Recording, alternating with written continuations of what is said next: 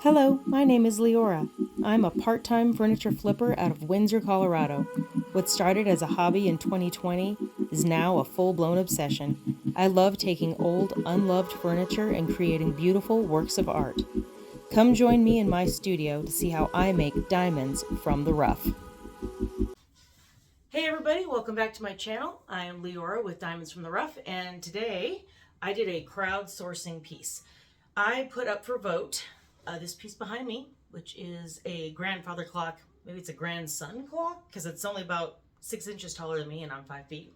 So it's short, and now the clock doesn't work, so it's not going to be a clock. But I digress. This is the piece that was chosen. I put up that piece, this piece, and a waterfall dresser, which I'm surprised got very little love. That's okay, I've got vision for it. I'll get to that one. This is the one that was chosen by the most people. 11 votes. 11-6 was the next closest one, which was the guy behind me. So while I was waiting for votes to come in, I prepped both pieces. This is the one I'm going to be working on right now in front of you guys. I'm going to film it all. I have a ton of ideas, and let's get started. Honestly, I chose this for the Ugly Duckling Challenge. What's the ugliest thing in here? Because frankly, I don't think anything's ugly. What do you think? This guy? My child has chosen. This is a Hobby Lobby special, all MDF, not a piece of wood on this thing.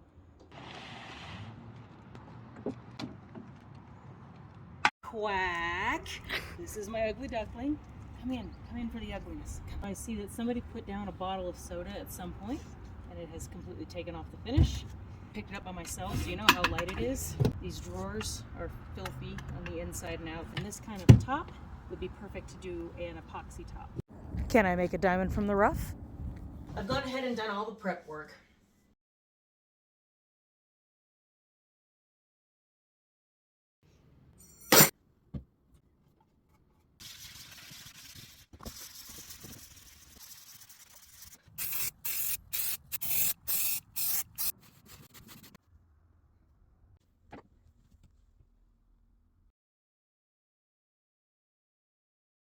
I've already given this a double coat of Wise Owl's dark gray primer. It's a gripping primer and a stain blocking primer. This is not wood. I cannot overstate how little wood is in this. It's actually 0% wood. So it's some kind of an MDF. The stain blocking was really irrelevant, but it happens to be a double duty primer. So Wise Owl dark gray. This is going to give me a surface that's got enough tooth to paint on. As luck would have it, yesterday I received a decoupage paper order. As soon as I opened it up and I saw it, I knew it was going to be perfect on this piece. It was like it was made for it, so that's what we're going to go with.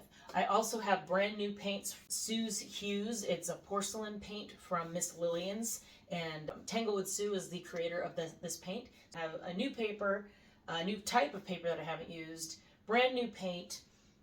I'm excited. Every time I do this, I do something new, so you're going to come along and see how I like all these products and my foibles and my successes, and let's start painting. Normally what I would do is start with sanding down my primer so that it's nice and smooth so I can get a perfectly blended coat. I'm not doing that this time. I'm doing a completely different technique. I want to actually give it more texture, not less. I'm going to combine some Dixie Belle Dusty Blue. That's the color it is. So you can see it's pretty close to what I have already. This is most definitely gray, but it has a little bit of a blue undertone. This is a happy accident. I did not make this grand plan. This color is going to mix with Dixie Belle's Sea Spray. This is a texture additive. I can do all kinds of different effects when the paint is not super smooth. And it's also going to give a little bit more definition to the paper. That way every wrinkle doesn't show and show itself as like a problem. It's just going to show, and it's over texture anyway, so it really doesn't matter. This is going to be the undercoat before I put down my new Sue's Hues paint. I'm going to put it on with a cheap chip brush. You can get this for $1.25 or so at your local Home Depot. Oh yeah, that's some good stuff there. It's always fun when you don't have to be overly specific. The reason I'm going for this particular design element is because this material under here, it's not perfectly smooth, it's not wood, it has a bunch of intentional flaws. And by that I mean like there's some little chunks taken out so they could do fake rust. There's a fake knot. And again, not wood, so none of this stuff is genuine. I'm not disguising the natural beauty and character of the piece. That's not a thing. So you get the idea of what I'm doing. I'm going to add a little bit more water because as it's setting up, it's getting a little bit thicker. I don't want to go overboard, so I'm going to add a little bit of water to this, but now at least I've got some good texture right on the front. I'm not doing the top. The top is going to be a completely different look. I'm going to put you on high speed so you can watch me finish this up without having to sit here and listen to me for the next 15 minutes.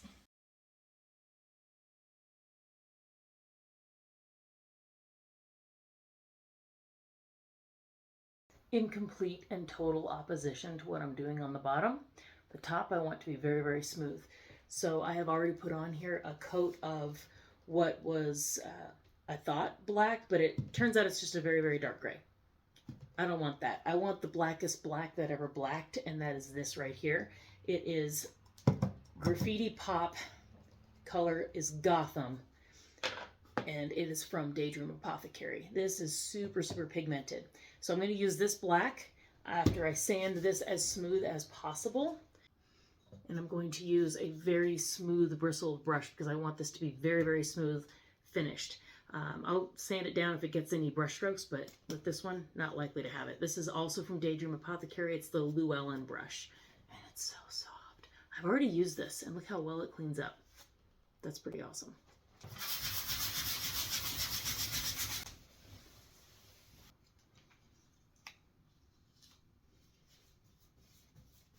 What did I tell you? Now that is black.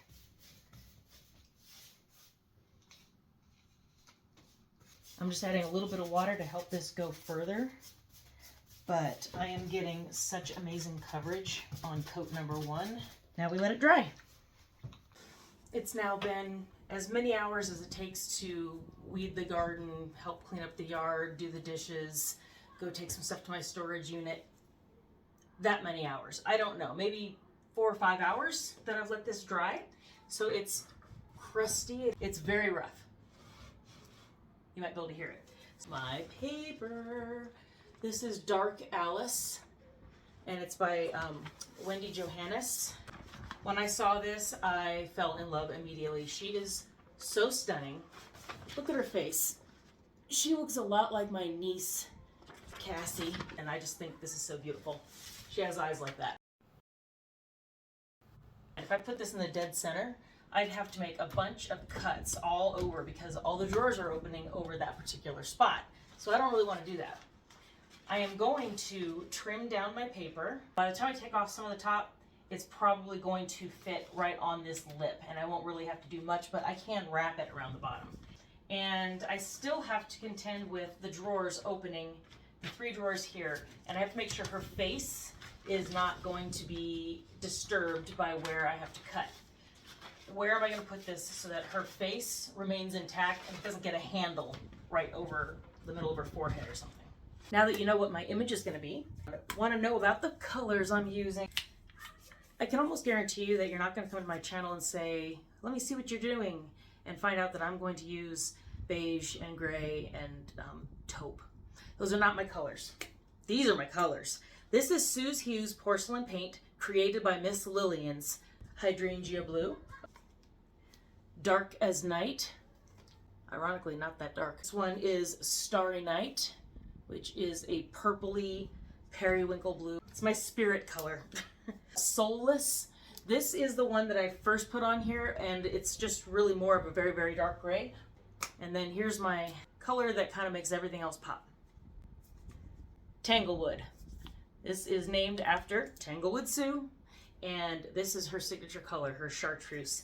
Now, you might be thinking, why? That's not anywhere in that paper. But just look at these colors. Oh, they're so pretty. Oh, they kind of go together.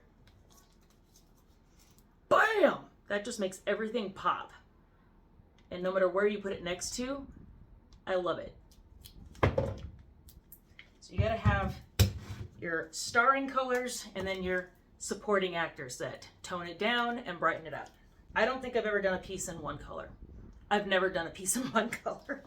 I don't even know how to do that. I'm going to trim around using a little bit of water and an artist brush. And if you've watched my last 2 videos, I decoupaged on a couple of armchairs, so you kind of have the idea, but if you have not seen those, check them out. Oh, and by the way, I would really appreciate it if you would please go and subscribe, like, share, comment, whatever you are moved to do. I am really trying to build my channel, and I could use all the support that you guys would be willing to offer. Thank you very much. The simplest way to make your edges look natural whenever you're going to put a paper onto another surface is to make sure you don't use scissors. Scissors are the worst.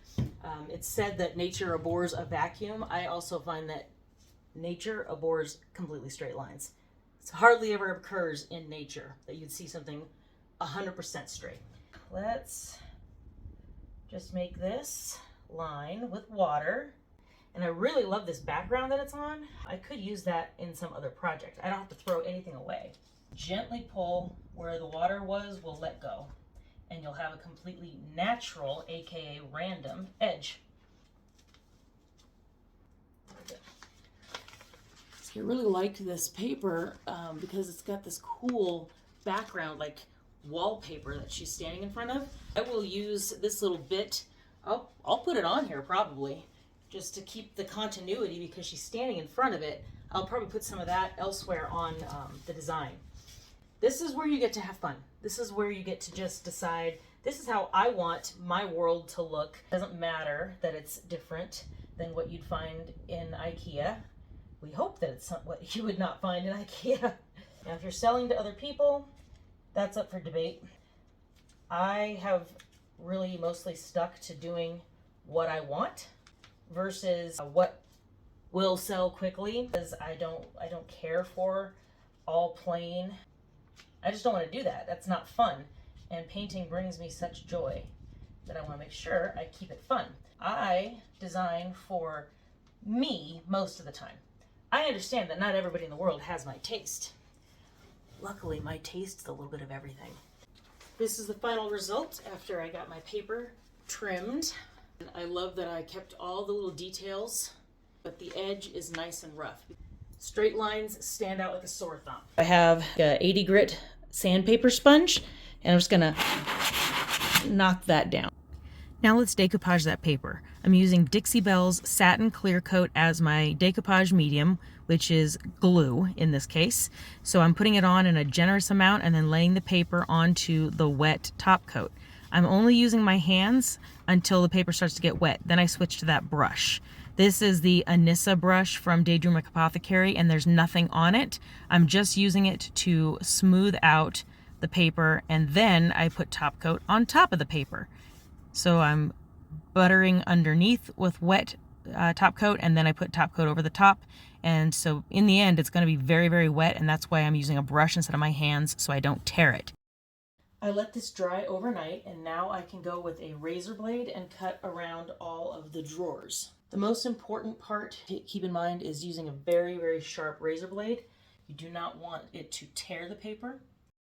It's important to note this part, you must have completely dry paper before you start cutting. Now that my edges are cut all the way around, I am going to wiggle the drawers out. When I put on all of the top coat, that kind of seeps in between those cracks of the drawer and makes it hard to move them. I want to make sure that they're not glued shut. And that's what the paper looks like. You can almost see on the edge, there's a little bit that hangs over here. I'm going to sand off these edges.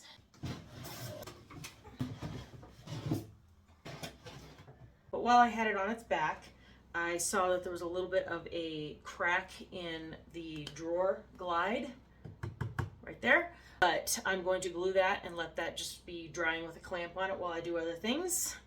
And I also want to change out the little feet.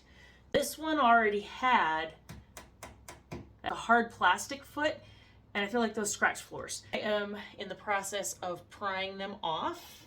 I used my razor blade to just get slightly underneath it, and then I'm going to use my, not intended for this purpose, screwdriver to remove the foot. And it's just held on with a little nail. And then I'm going to replace them with felt pads. I like these a lot better. They will not scratch your floors.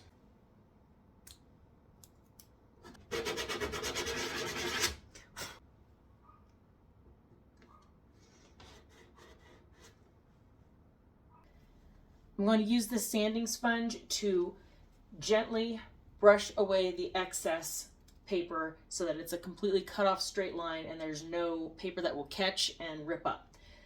You want to make sure you're only going in, don't pull back out because that will rip the paper up. So I just give it a slight angle and then I'm using this basically as a knife. And that little bit of extra paper will come right off. I just put some Titebond Quick and Thick because this is not wood. We talked about this as an MDF particle board combination. And so I use the Titebond Quick and Thick because the other one is for wood glue. And Quick and Thick is multi-surface. Very important to know what you're gluing. Here I sanded all the edges. It's on its new padded feet. We're going to start painting the body in the Sue's Hues. We are to the moment we've all been waiting for. I am ready to put on some colors. I've incorporated spicy mustard, and it is spot on for a jar of French's mustard. But I just thought it needed one more little extra color to kind of blend in. And this is a great layering paint. At least that's what I'm hearing. I've got a brush for each color. I actually read the directions on this stuff. It says, make sure your surface is clean from dust and debris, obvi. Make sure that it is scuffed up for best adhesion. I'd say we're far beyond scuffed up because we've got this added texture. Next, it says to shake the jar vigorously, and then when you open it, you still have to stir it well. So, shaking vigorously. Yes, yes, yes, yes, yes. Whee! You can hear it. It's pretty loose. Okay, that's a different color, and it sounds different.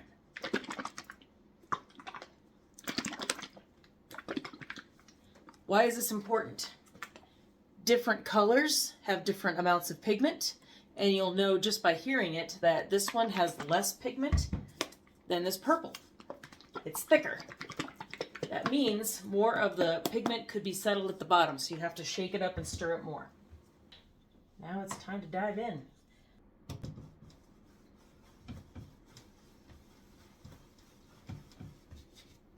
Oh, that's beautiful. Because I want to make, yes, yes, yes, yes, yes, yes. What? Oh my gosh. Yes.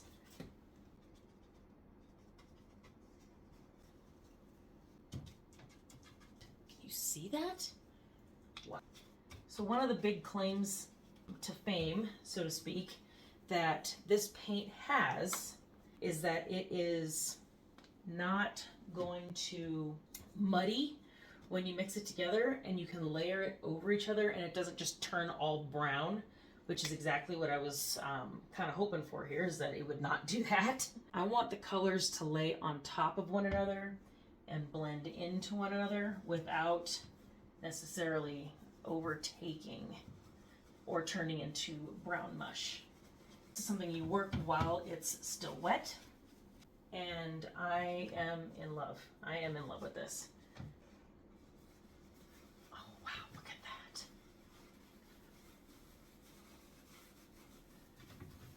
Shut the front door. That is fantastic. It's just getting better and better. Don't be scared. Don't be scared. Wow. I'm flabbergasted. This is so pretty. Now this is just the first coat, so I can do absolutely anything I want.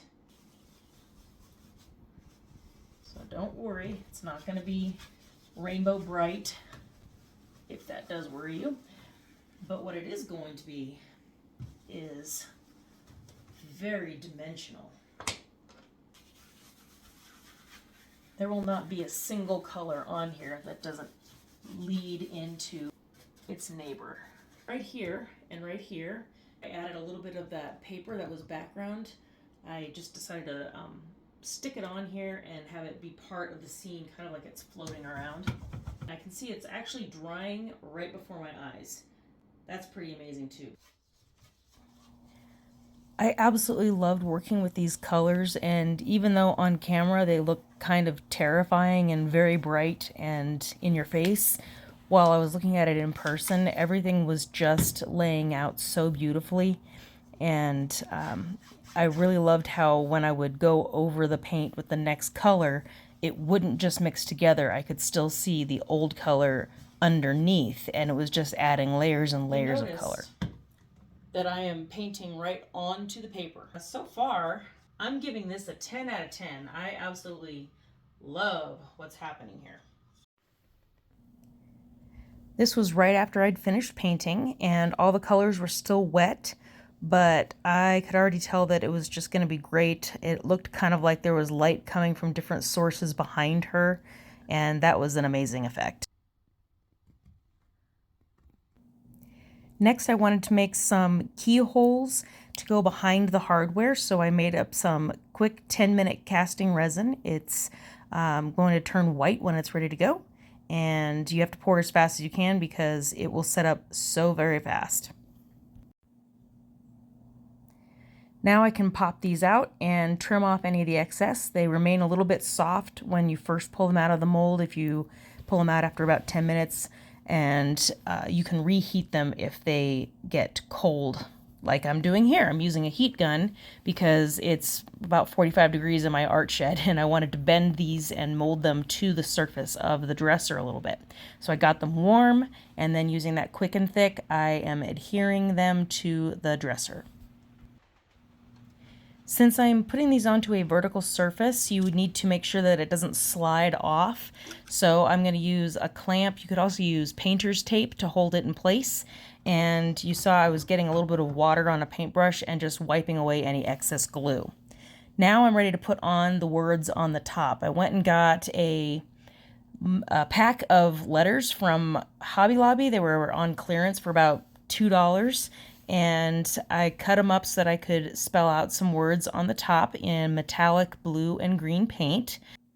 Using a sponge brush, I was able to just blend right through the stencil right onto the piece.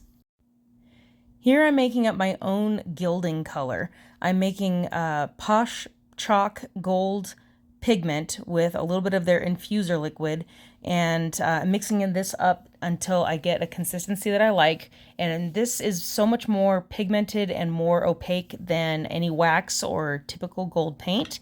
You can see as I put it on here, it is very, very reflective, and you completely cannot see through it when I get the second coat on there. Fun fact, this gold does not stick to epoxy. I found that out the hard way. More on that later. For now, you can just watch me blend a second coat over my base coat now that I kind of have an idea where I want those colors to lay.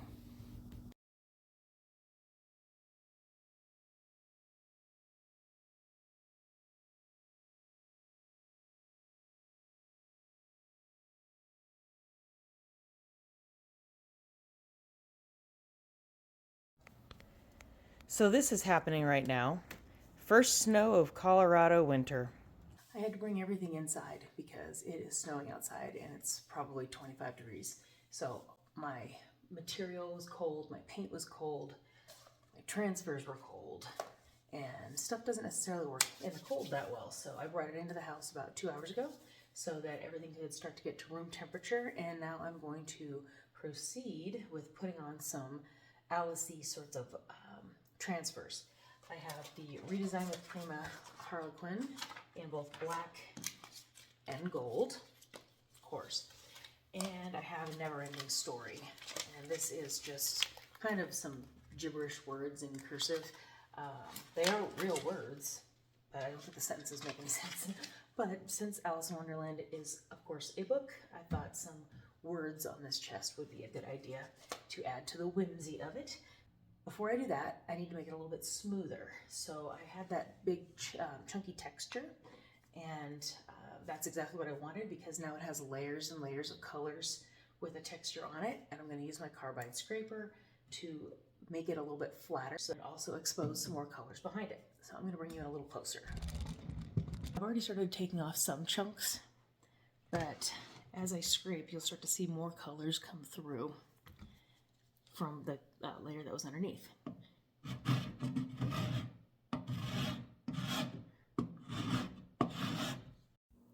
I think I accidentally deleted some footage there because I was trying to show you the different colors coming through as I scraped off the top layers. I finished placing my transfers, and then I drilled holes through those epoxy keyholes, because remember, they weren't hollow. Here I'm using an oscillating tool to cut the screws on the hardware so that they're not too long. One of the last steps was sealing my paint with Sue's Wicked Wax, and then painting the insides of the drawers green. I apologize for the difficult view that you're getting here. I was putting some crystal clear epoxy on the top to make this not only smooth, but also well protected, because I kind of imagine this being a vanity maybe in a bathroom or in a bedroom that you're going to put a lot of stuff on it, so I wanted these words to be protected. So the crystal clear epoxy will, of course, dry very clear. This is a base coat that I put on. And once that was spread all over, I pushed it towards the edges so it would drip over. You can see I have the piece wrapped up and protected.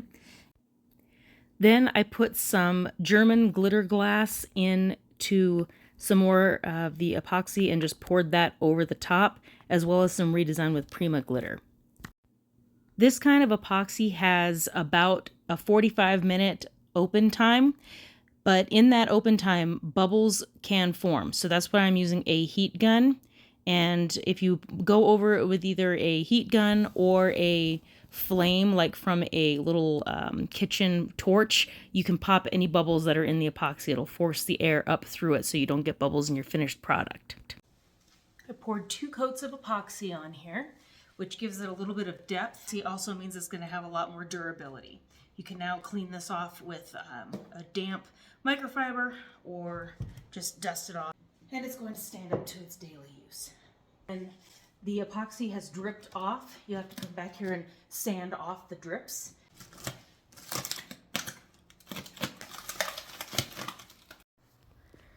This is what I mean by the drips.